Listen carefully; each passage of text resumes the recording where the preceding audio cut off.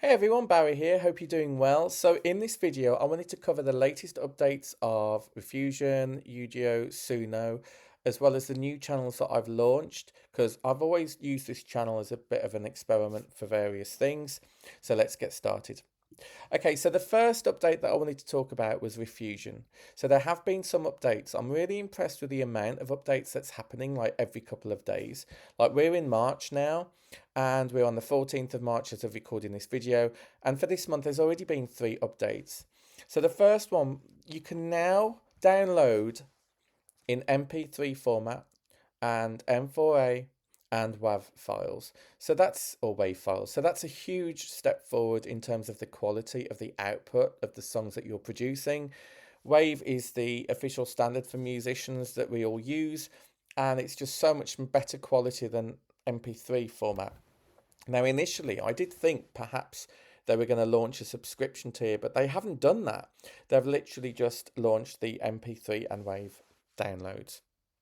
There's also, on the 5th of March, there's also projects where you can use this as workspaces to organize all of your song generations. So you can create unlimited projects for different themes, moods, or works in progress. You simply drag and drop the songs between your library and projects and playlists on the desktop. So that's really good to know.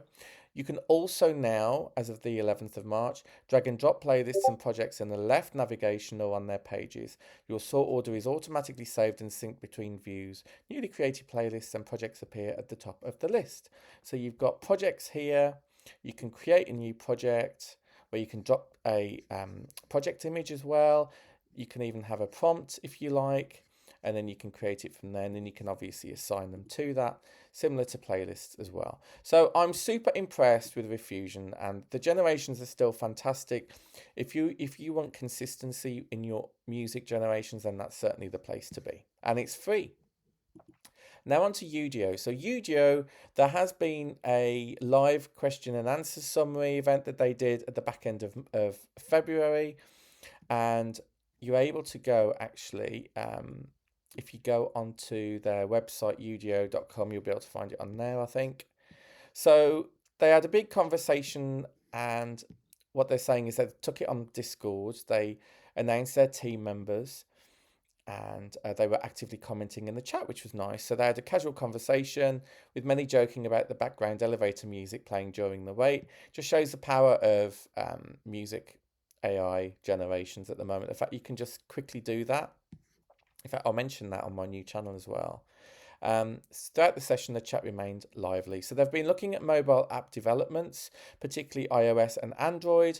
They're developing an iOS app first, followed by the Android. Then not setting expectations in terms of the delivery of that, in terms of timing. And a lot of users were pretty excited about this. Also, mobile apps won't have feature parity with desktop at launch. Teams focusing on discovery experience to make it more fluid on mobile.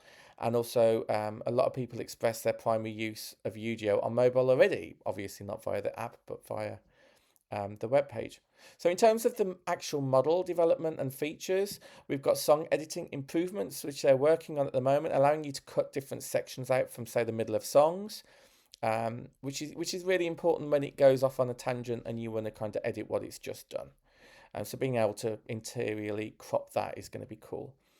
Consistency for the voice and melody is really something that people want. And the teams acknowledged this, and they've said they're working on isolating different dimensions such as vocals for consistency. It has been asked, when is there going to be a 2.0 model, because 1.5 hit last year. Again, they're not going to discuss timelines, but they're working on speed and controllability and flexibility. Yeah, people will say that it's more like 1.0, which they found amusing. It's a bit of a stab, really. Melody to full arrangement. The team acknowledged high demand for a feature allowing users to upload simple melodies and transform them into full arrangements, which is really cool. They're looking at potential. So the things that we discussed was potential in painting, replacing for redoing instrument parts, for example. But or edit. Yeah, so whether to in paint or whether to edit. There's also a trash bin feature, which is saved a couple of songs. Yeah, it's easy to hit that delete button, isn't it? And also looking at rendering modes like Turbo, Normal, Eco, similar to other AI platforms. So it looked at that they want to improve the home screen for better discoverability experience. They haven't prioritized recommending algorithms yet, but plan to develop personalized recommendations. User profiles. Somebody wanted to pin their favorite 3 songs on their profile, which is on the list. And in terms of other stuff, just fun moments really, complaining about pop-up ads. Someone had 42,000 song generations, apparently. So yeah, lots of interesting stuff there. Lots of bug fixes, future vision, upcoming features. I mean, from my point of view, it's been fairly quiet, but at least they are engaging with the community. That's really important.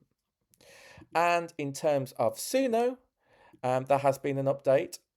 So, Community of Support has basically said that they are working on the mobile web experience, that you can now find cover available in iOS. Pro and Premier subscribers can cover any song in their library, while the free plan, which is basic, can allow users to upload their own audio and cover it.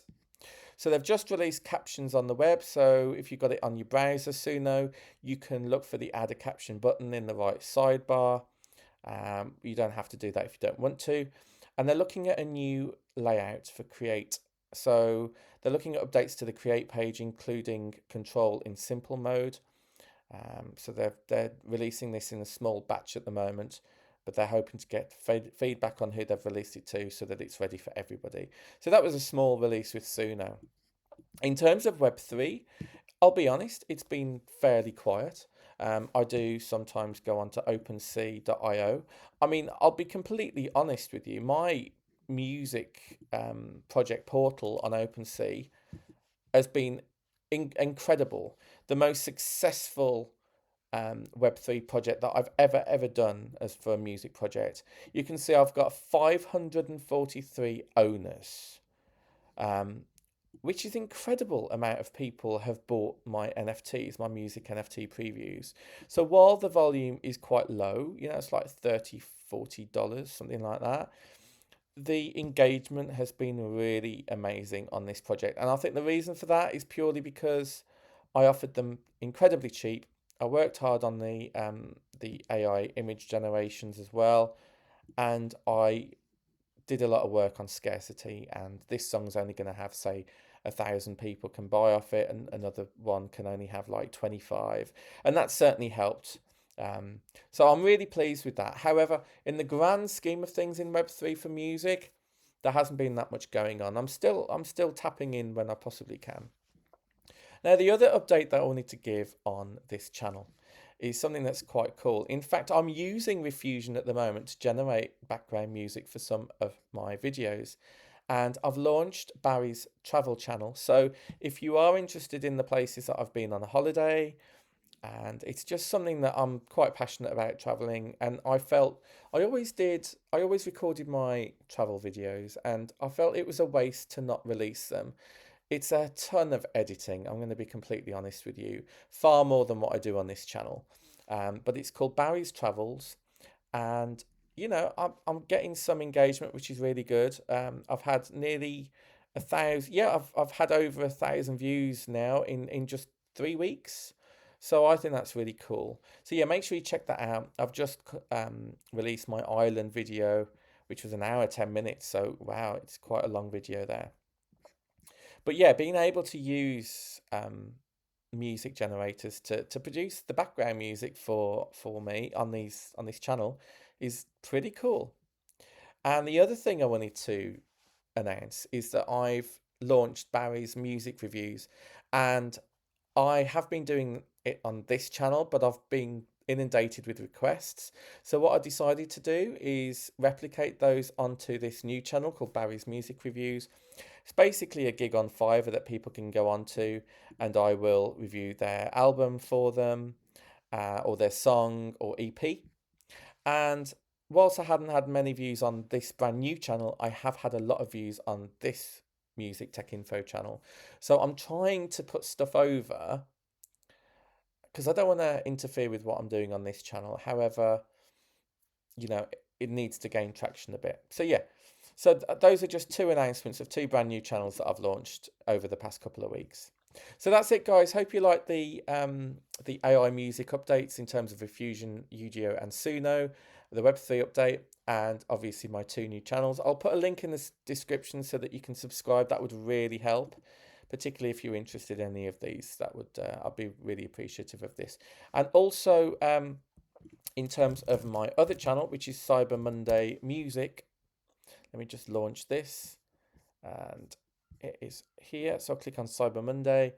I'm really trying to get monetized on some Cyber Monday Music, which is my synth pop synthwave, and I'm it's so hard to get monetized on this. It really is.